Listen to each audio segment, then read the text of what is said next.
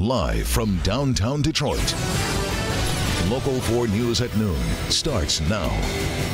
Turbulence on the trail. Trouble for both presidential candidates in the final days of the campaign, including Republican vice presidential nominee Mike Pence. Plus, fighting for freedom. A man who has been in jail for 40 years after being arrested when he was only 17 years old makes moves to get free. Brandon? Couple of days of cold rain. Who's ready for a warming weekend? We'll get to your weather in just a moment, your weekend forecast with Brandon. But first, we start with breaking news out of Hamtramck.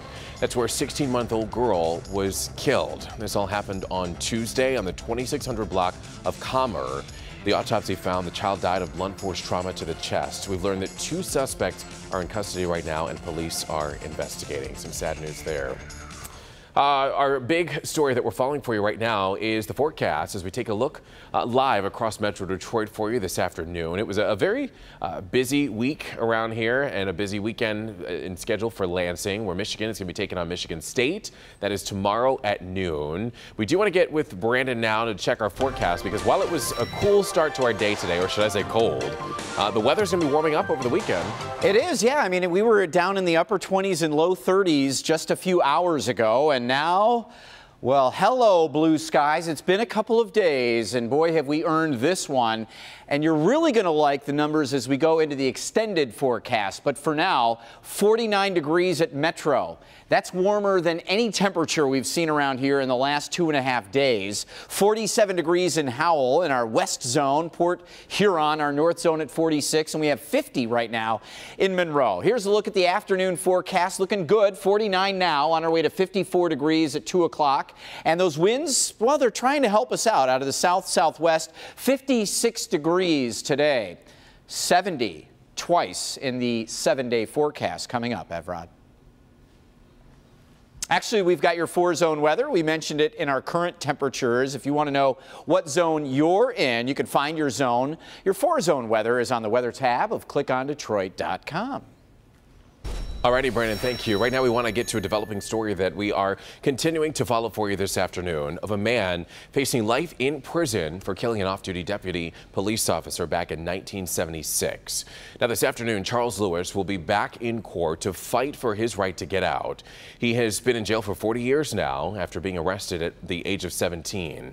Lewis is fighting against being resentenced after the court lost his files. We're going to have updates for you on this story coming up this afternoon right here on Local 4. And in Taylor now, a man who was sent to the hospital after being stabbed by his brother. This all happened on the 2500 block of Champaign Avenue. Police are investigating the scene where a man allegedly stabbed his brother and the victim was taken in for surgery. The suspect is in custody, but right now there's no word on what led up to this fight. 3 people were found dead in a home in Lansing earlier this morning. This all happened in Truman Circle at Tammany Hill apartment complex. 2 men, and 1 woman, believed to be in their mid to late 20s, were found at the home around 1 this morning. Now police believe that the deaths were the result of a murder-suicide, but they are still investigating. And Livonia police are investigating a break-in at a gas station. This happened overnight at the BP gas station right there at 6 Mile and Middle Belt in Livonia. Police are saying that the thieves shattered the front door, went inside and stole several items, including packs of cigarettes, and then ran off after being interrupted by a clerk who was just getting into work at the time. Automaker General Motors and DTE Energy partnered up today to unveil a new power solar array. The new 2,862 panel was completed recently and is installed outside on a parking lot at GM's Warren Transmissions plant. Officials saying that it's the largest solar array on a GM site here in the state of Michigan. Now this solar array, it will generate the electricity needs of about 155 homes here in Southeast Michigan for the plant. So that is some good news there. And today marks what might be the final home opener for the Pistons at the Palace of Auburn Hills. The Pistons are discussing a possible move downtown to share Little Caesars Arena with the Red Wings. But tonight they're going to be in Auburn Hills as they take on the Orlando Magic. That's scheduled for 7:30. In decision 2016 now, there's some trouble for both presidential candidates in the final days of this very long campaign. But we start with a scare for Donald Trump's running mate, Governor Mike Pence. The good news is he is okay, but his plane had kind of a rough landing. Oh my God. Republican vice presidential nominee Governor Mike Pence is fine this morning after a scare. Remain seated. His plane skidded off the runway landing at LaGuardia Airport. The mud splashed up on the windows. That was our first confirmation that we were off the runway. Pence rallies in Pennsylvania and North Carolina today, while Donald Trump continues to hammer the Clintons in New Hampshire, Maine, and Iowa. All they did was sell favors, sell access, and sell out the American worker. New WikiLeaks emails tie the Clinton Foundation to the former President Bill Clinton's for-profit activities. But there's no indication Hillary Clinton was involved. Again, in Iowa today, she rallies to get out the vote. Everything we care about is at stake in this election. So you've got to vote. They are trying to get you to stay home. They are trying to convince you that your vote doesn't matter. First Lady Michelle Obama echoing reports that Trump's campaign is trying to discourage young people and blacks from voting. That's offensive to me, that kind of language. It's not our operation. Donald Trump and I want every American who has the opportunity to vote in this election. Long lines are already forming in early voting states.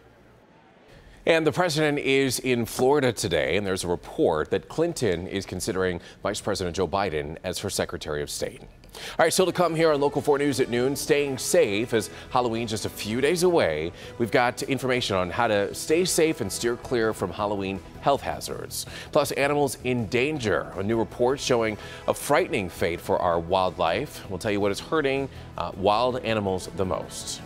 And pipeline protests. Tensions are high as the biggest Native American protest ever is officially underway. We'll tell you what is sparking the civil disobedience. But we do want to keep you updated on a story that we first broke on clickondetroit.com and our app earlier in this newscast. 2 people are in custody now after a 16-month-old girl was killed in Hamtramck. That child dying of blunt force trauma to the chest. Right now, police are still investigating. Who cares?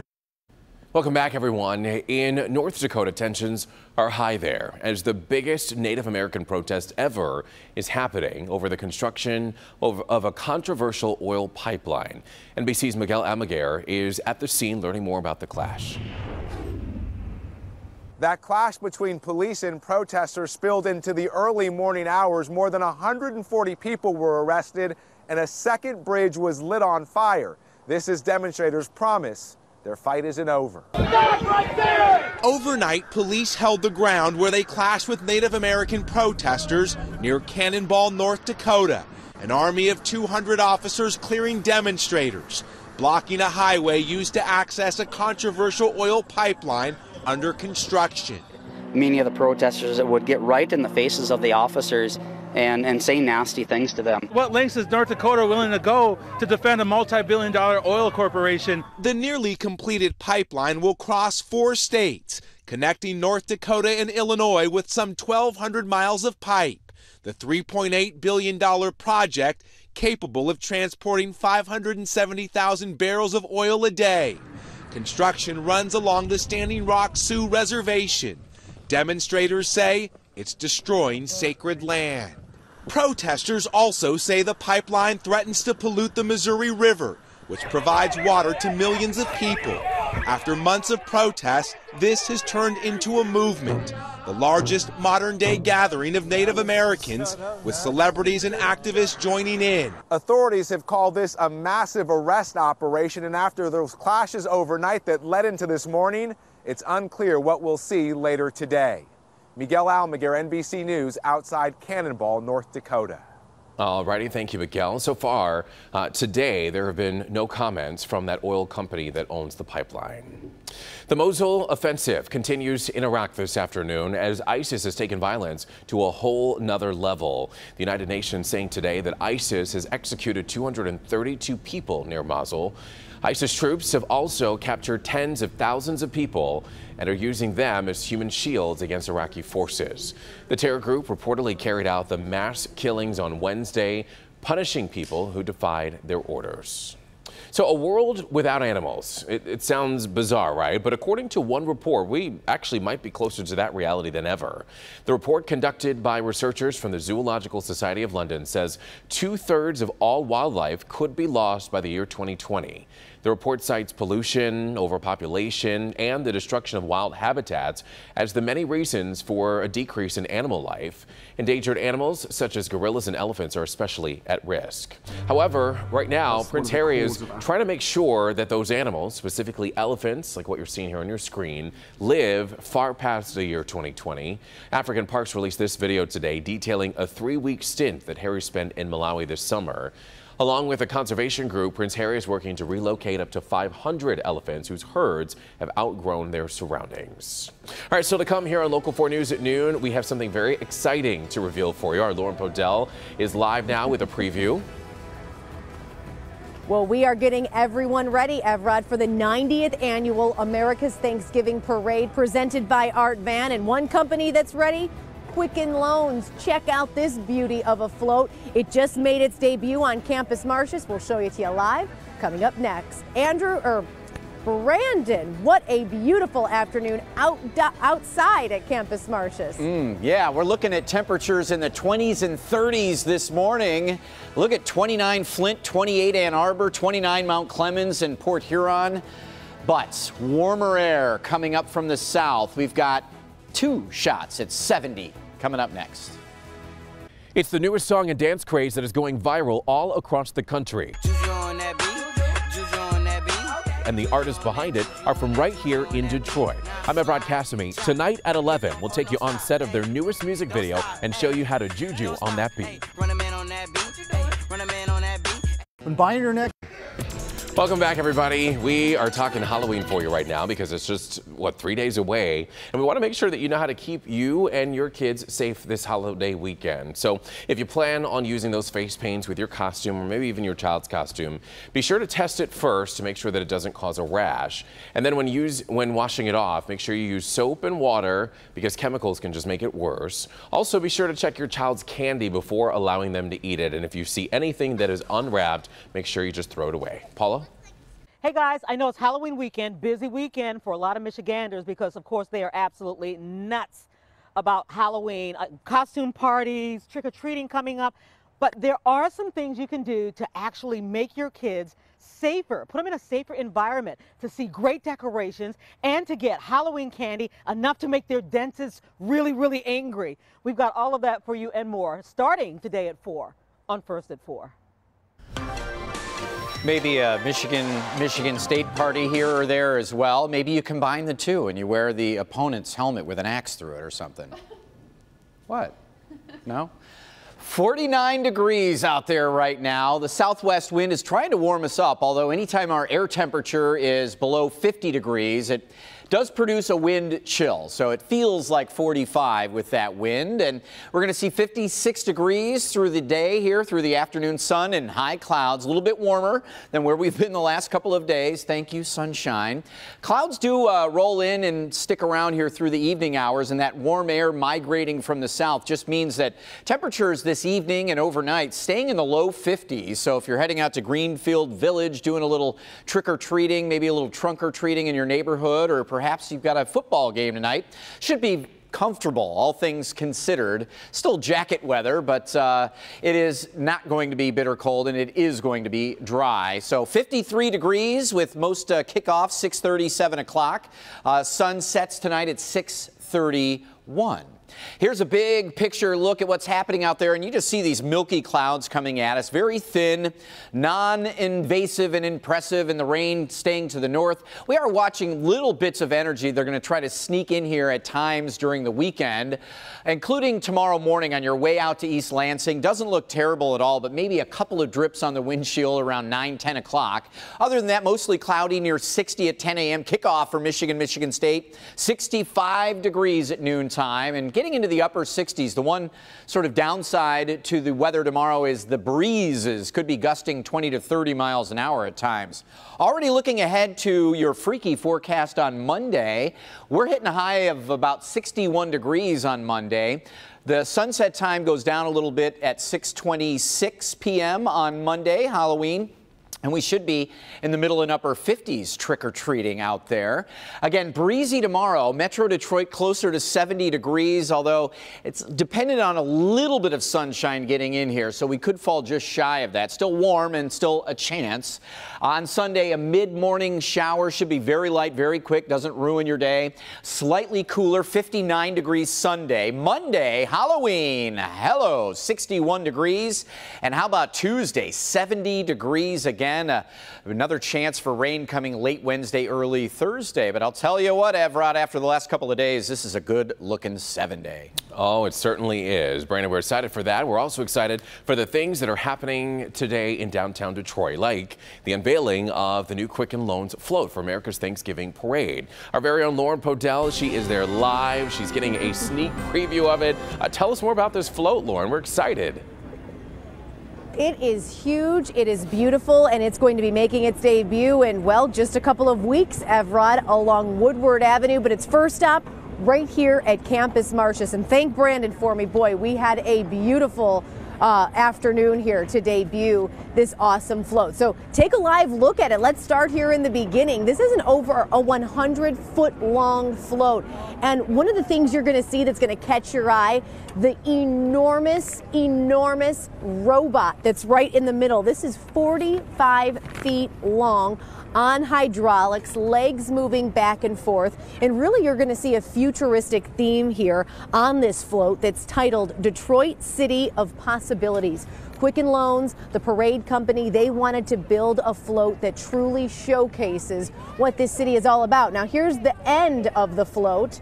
Oh, we're looking at the video. Now, this is what happened earlier this morning. Right around 11:30, we had the president and CEO of the parade company, Tony Michaels, along with Jay Farner, the president and chief marketing officer of Quicken Loans. They were on this float making its debut around Campus Martius this morning, led by a marching band, all the employees who not only got their first look at it, but they also were involved in creating this gorgeous float. Take a listen to Tony Michaels as he really talks about what this is supposed to reflect when you see it on Woodward Avenue. We really settled on this idea about, Detroit is becoming so tech savvy. It's going to be the leader in tech. It's going to happen, and this float is really indicative of what that is going to become with the robot, the rocket, and all the cool things on this float. And as we come back out here live, Evrod, check out that rocket. It is massive, 25 feet. It launches into the air on hydraulics. There's a lot of animation, a lot of movement. And right now, there's like a sign-up booth over here in front of the Quicken Loans headquarters to see who can get on this float during the 90th annual America's Thanksgiving Parade presented by Art Van. Of course, you can only watch it right here on Local 4. So a little taste of what we're going to see, Evrod, when you and I are out there on Woodward Thanksgiving morning. Pretty cool. Reporting live from Campus Martius, Lauren Podell, back to you. Oh, it is very cool. We are excited to see that. Lauren getting a special sneak peek there. Of course, we can wait until America's Thanksgiving Parade on Thanksgiving Day. And you can only watch it here on Local 4. Still to come, flash mob fun. And Michael Jackson's Thriller gets a very interesting treatment. It's a video that you can't miss. That's coming up. Jeopardy! All right, finally, you got to see this Thriller-themed flash mob in Maine. Check this out.